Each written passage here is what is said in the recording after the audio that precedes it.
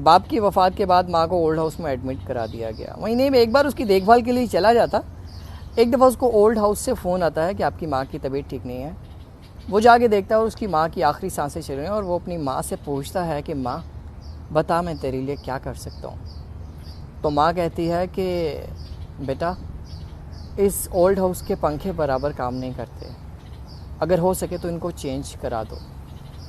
बेटे की आंखों में पानी आ जाते हैं और वो पूछता है कि माँ इतना साल तूने बर्दाश्त किया, अभी ये डिमांड क्यों।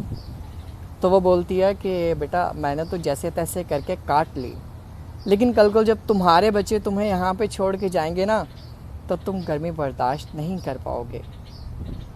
समटाइम हमें वैल्यू नहीं होती, लेकिन बहुत टाइम के बाद जब कुछ चीज़ों को हम लोग खो देते हैं ना, हमें उसकी वैल्यू तब होती है।